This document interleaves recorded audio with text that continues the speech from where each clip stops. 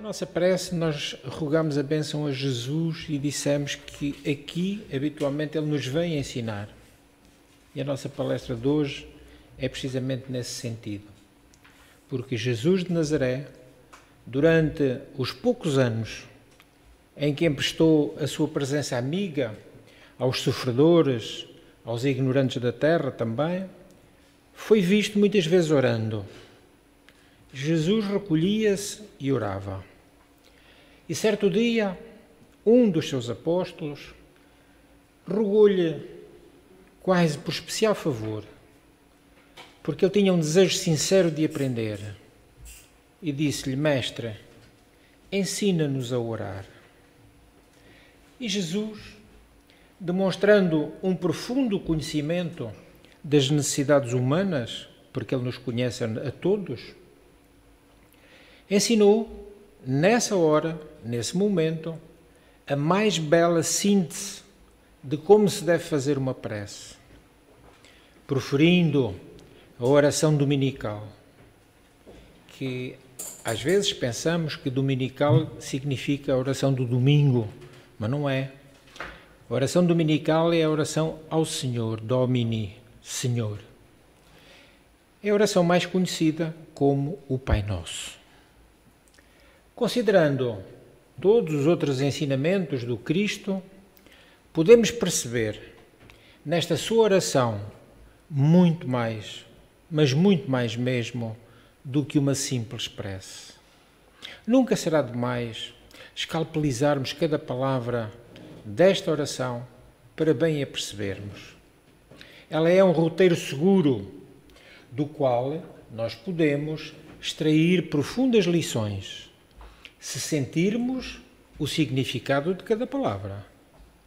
Agora, se nós oramos o Pai Nosso está no céu, santificado seja o vosso nome, venha a nós o vosso reino, seja feita a vossa vontade, de certeza absoluta que não tiramos a essência daquela que deveria ser a bênção dessa prece. Quando Jesus diz Pai Nosso, Ele evoca o Criador, Ele evoca Deus, com uma suprema humildade e submissão, ao ponto de lhe chamar Pai. É como quem busca a proteção divina, mas buscar a proteção com a alma aberta, com a alma sequiosa de que realmente a ajuda efetiva venha. Mas nunca Jesus se colocou em pé de igualdade, considerando-se Deus. Isso é um erro dos homens. No entanto, será inútil nós dizermos Pai Nosso se os nossos atos desmentem e o nosso coração esteja sempre fechado para aquilo que é o amor fraternal. Não vale a pena. Quando Jesus diz que estás nos céus, Ele reconhece a supremacia e a grandeza de Deus, Senhor do Universo. Senhor porque seu Criador, que a tudo governa com extraordinária sabedoria.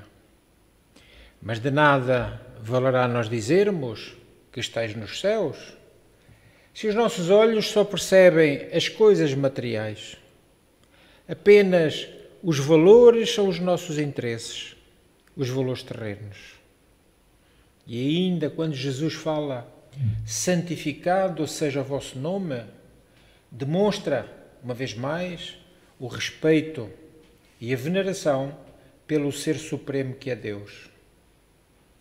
Agora, se apenas buscamos Deus por formalidade e o negamos sistematicamente nos nossos mínimos gestos, não adianta dizer santificado seja o vosso nome.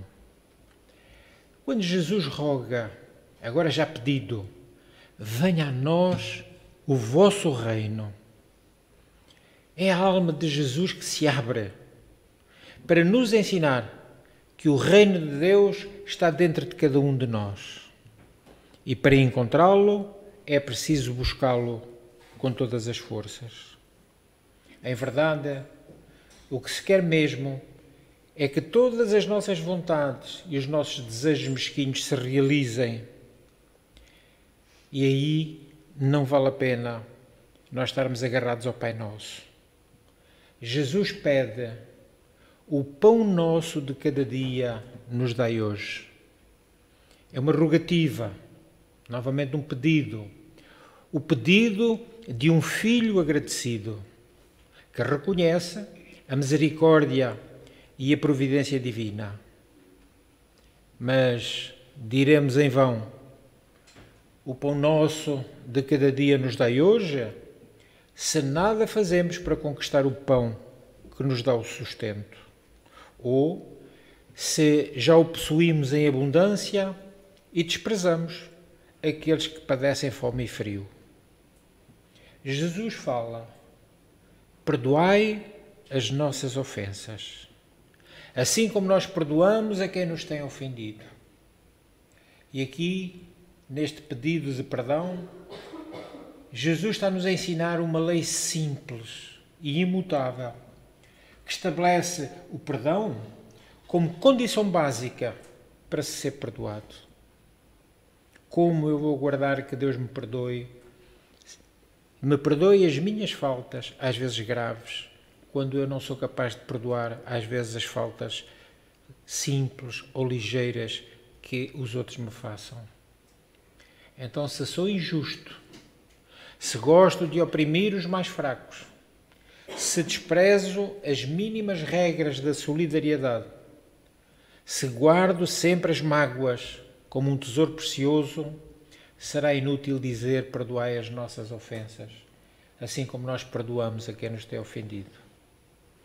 Ao rogar ao Pai: não nos deixes cair em tentação, Jesus convida-nos a buscar o amparo do alto para as nossas intenções de autossuperação, da nossa própria renovação íntima, de construção do homem novo.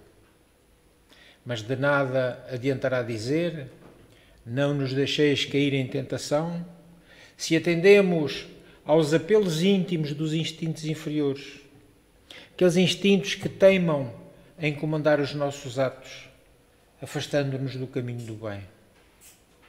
E Jesus ainda solicita ao Criador: livrai-nos do mal. Um ensinamento valioso para todos aqueles que buscam agir com retidão e desejo sincero de não se afastar das soberanas leis de Deus. Contudo, é inútil dizer: livrai-nos do mal, se por nossa livre e espontânea vontade buscamos os prazeres materiais e tudo o que não é lícito nos seduz. E por fim, ainda será também inútil dizer amém, ou assim seja, se admitimos que somos assim e alegamos fraqueza para alterar o nosso mundo íntimo, nada fazendo para melhorar a nossa condição espiritual. É importante e fundamental perceber a grandeza dos ensinos do sublime Galileu. Atendendo a um simples pedido do apóstolo, Jesus legou à humanidade um roteiro que poderá conduzir-nos com segurança na escalada íngreme e difícil para a autorrealização. Basta que procuremos seguir esse roteiro com empenho, com coragem e, acima de tudo, com muita vontade. Uma mãe tinha uma filha de 16 anos, quando o seu professor de inglês a sequestrou e lhe tirou a vida, assassinando-a. Essa mãe ficou tão deprimida com o acontecido que todas as noites bebia desalmadamente até adormecer. Passou a negligenciar os seus outros 4 filhos. Dia após dia, ela amaldiçoava o assassino. Ele retirara o sopro da vida da sua filha. Ele tinha destroçado a vida de uma adolescente risonha, que, com a sua alegria, tecia planos para o seu futuro. Nada diminuía a dor daquela mãe. Não existia qualquer motivo evidente para aquele crime terrível. Nem a pesada condenação do professor, a prisão perpétua, nem isso lhe deu algum descanso, algum sossego, alguma compensação. O ódio consumia-a. Começou a ter dores de cabeça constantes e dores nas costas. Depois de algum tempo, mal conseguia já ficar de pé.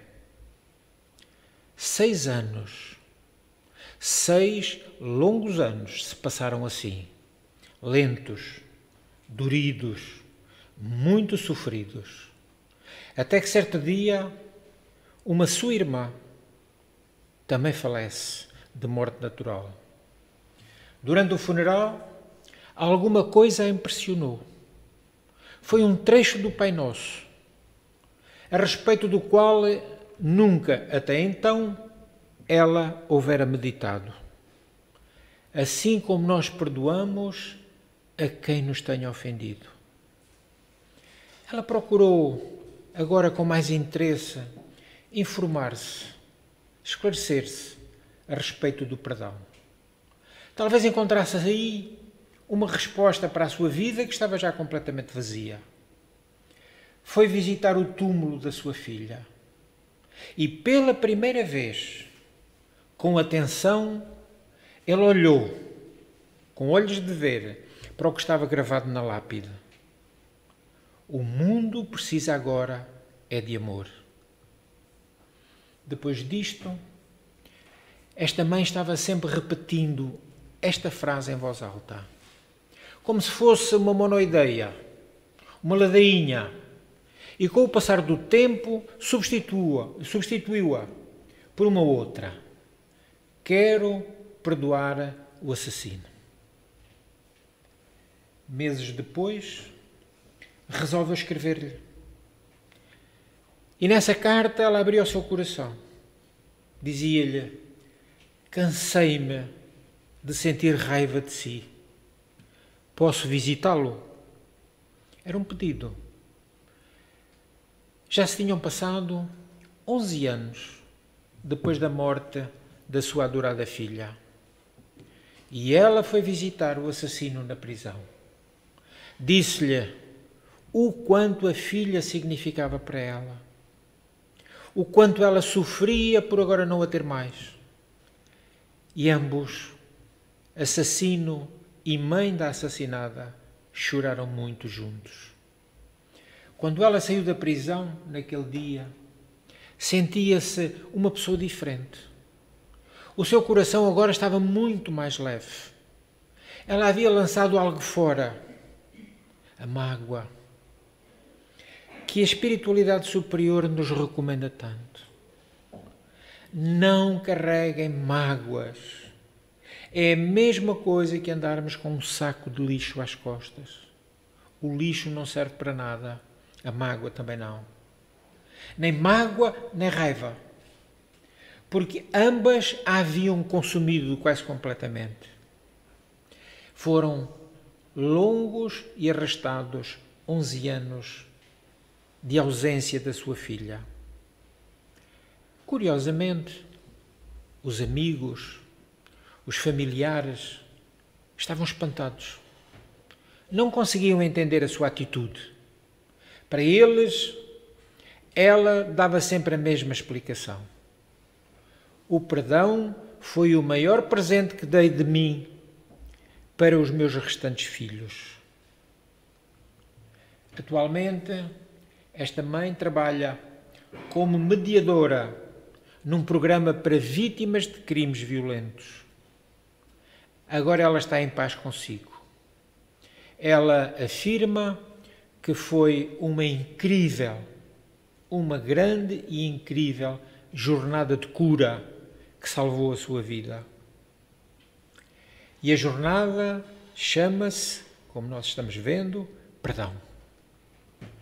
O perdão substitui os sentimentos hostis que tantas vezes destroem a nossa organização física, porque são sentimentos não positivos e destroem tudo aquilo que é positivo na nossa vida, inclusivamente a saúde. Fazem com que o nosso corpo adoeça, e apenas e só o perdão vai fazer-nos acalmar, relaxar e, se calhar, voltarmos a encontrar a saúde. Agarrarmos-nos a um ressentimento por meses ou anos, como foi o caso, quase uma dúzia, significa nós assumirmos um compromisso com a raiva. O perdão é o único antídoto contra essa mesma raiva. Quem permite consumir-se pela raiva está a fazer uma ligação perigosa, muito perigosa, com a hipertensão crónica. Tem aumentado o risco, de certeza absoluta, de doenças cardíacas. Conta-se que havia um homem que, quando alguém queria discutir com ele olhava para o seu oponente, muito sério, e o oponente ficava intrigado. Você olhar para mim porquê? Olha, as veias que eu estou a ver aí no seu pescoço a dilatarem-se, você vai ter um infarto, você vai ter um derrame. E o outro acalmava-se instantaneamente. Porque não tínhamos dúvidas. A raiva faz aumentar a nossa tensão. Podemos, de um momento para o outro, sem dar conta, de termos uma paragem cardíaca. Então o perdão traz-nos benefícios emocionais. Purgarmos a raiva vai nos ajudar a curar parte do que nos aflige fisicamente. O simples facto de pensarmos em solucionar uma mágoa, só pensar que queremos ultrapassá-la, já nos vai ajudar. Na Irlanda do Norte foi realizado um estudo muito interessante com 17 adultos, homens e mulheres, que haviam perdido familiares por causa da violência terrorista, como nós sabemos que na Irlanda durante muitos anos aconteceu. Com uma semana de treinamento, essas 17 pessoas foram treinadas a pouco e pouco para perdoarem. E o seu sofrimento mental caiu cerca de 40%. Foi constatado 35% de redução das dores de cabeça nessas pessoas, das dores nas costas e, acima de tudo, as insónias. Só por isto pensamos que vale a pena perdoar. É uma questão de desejarmos o bem para nós próprios. Não existe uma solução única para os males do coração. Mas se nós não conseguirmos perdoar totalmente, só o facto de não estarmos já fervendo de raiva, nem planeando vingança, é um bom começo para atingirmos o perdão. De toda a forma, o perdão é extraordinariamente poderoso. Ele pode conduzir-nos de uma forma segura para nós ultrapassarmos as próprias dificuldades. Claro, o nosso perdão não vai mudar o passado. O que aconteceu, aconteceu. Não temos dúvidas. Mas pode conduzir-nos a um futuro mais saudável e mais feliz. Certa vez, perguntaram a um filósofo: Deus perdoa? E após aquele homem, amante da filosofia, refletir muito, ele respondeu não com uma resposta, mas com uma pergunta. Para perdoar, é necessário sentir-se ofendido?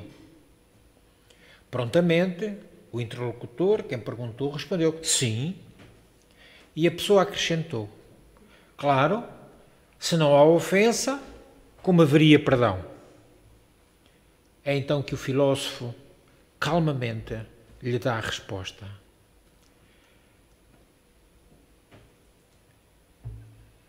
Perdão. Se assim é, disse ele, Deus não perdoa. E Deus não perdoa porque Deus não se ofende. Quanta presunção da nossa parte pensarmos que temos capacidade para ofender a Deus. Embora esta resposta nos pareça estranha, ela traz em si profundas reflexões.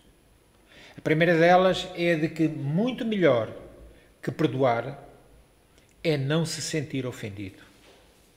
E para isso é necessário que sejamos indulgentes. Que a indulgência já more na nossa mente. E que a benevolência já esteja também ela nas nossas ações. Porém, quem não se sentiu ofendido? Sabem porquê? Ofendemos-nos porque ainda trazemos muitas dificuldades na nossa alma. É por isso que nos ofendemos. Ainda temos o orgulho, a vaidade, a pretensão. E estes elementos reunidos na nossa alma fazem-nos criaturas com grande dificuldade para não nos sentirmos ofendidos.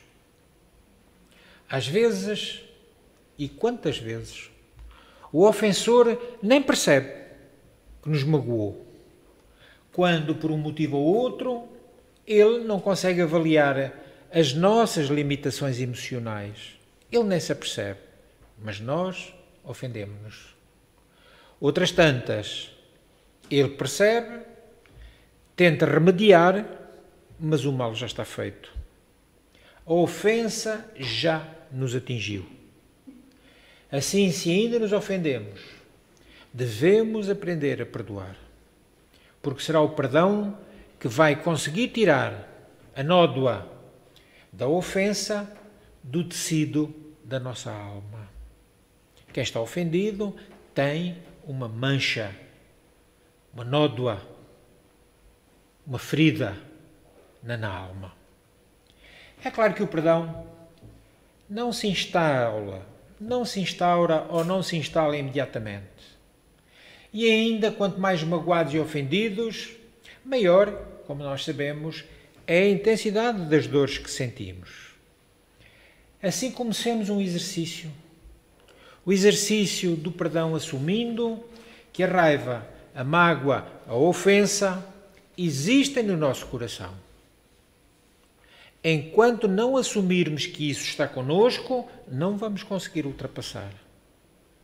Não vale a pena negarmos. Assumamos. Porque enquanto fingirmos que perdoamos apenas pelos lábios, sem passar pelo nosso coração o perdão, nada acontecerá. Em seguida, agora mais tarde, busquemos compreender a atitude do outro, daquele que nos ofendeu. Talvez tenha sido um mau dia para ele, não sabemos. Talvez esteja passando por uma fase difícil, não sabemos. Ou ainda, seja ele mesmo uma pessoa com grandes feridas na sua alma. Por isso, ele se mostra tão agressivo. E após compreender tudo isto, exercitemos pequenos passos de aproximação. Em primeiro, suportemos a pessoa. Enfrentemos os nossos sentimentos ruins que poderão estar na nossa alma. Quando sentimos diante de quem nos ofende qualquer coisa que nos doa, nesse primeiro instante, comecemos a trabalhar o perdão. Persistamos agora, que já estamos trabalhando o perdão, persistamos na convivência, ainda que seja por poucos instantes com quem nos ofende. E em seguida, se conseguirmos, daremos espaço para a tolerância, ensaiando os primeiros passos de um relacionamento futuro com quem eventualmente nos tenha ofendido. Mesmo que ainda inicialmente distante, um tanto ou quanto frio, mas comecemos. Depois, de certeza, seremos capazes de estreitar um pouco mais o relacionamento, através da cordialidade, e se perdoarmos, até seremos capazes de conviver. Desta forma, todo o esforço para perdoarmos deve ser levado em conta, sem a economia das nossas capacidades emocionais e racionais. Não economizemos, gastemos à vontade. Afinal, o perdão exige o esquecimento. Porém, nunca o esquecimento da ocorrência. Alguém diz que esquecer a ofensa não é possível, a não ser que nós tenhamos fraca memória. Que a memória seja curta, mas não é o que acontece com a maioria. Podemos relembrar a ocorrência, mas de modo a que ela não nos magoe. Aquilo que nos causou a mágoa, pensar nisso, naturalmente. Agora, esquecer totalmente, podemos quase dizer que é impossível. O esquecimento que o perdão gera é não sentirmos mágoa. Isso é que é o importante. Quando pudermos olhar nos olhos daquele que nos magoou, com tranquilidade e com paz no nosso coração, é aí que poderemos ter a certeza absoluta, está implantado na nossa alma o perdão. Tentamos, com tudo isto que falamos, percebermos a grandeza do Pai Nosso e dentro desta sublime oração, percebermos o valor extraordinário para o nosso viver do que é o perdão. Tentamos, penso que de algum jeito, bem demonstrado, de que quanto mais depressa nós erradicarmos as mágoas dentro de nós, mais depressa nós estaremos a fazer a nossa ascensão espiritual e estaremos encontrando um pouco mais de saúde para o nosso corpo e, de certeza absoluta, muito mais harmonia para o nosso espírito. Que Jesus nos abençoe e a Ele agradecemos a extraordinária oração que Ele nos legou. Pela vossa atenção também. Muito obrigado.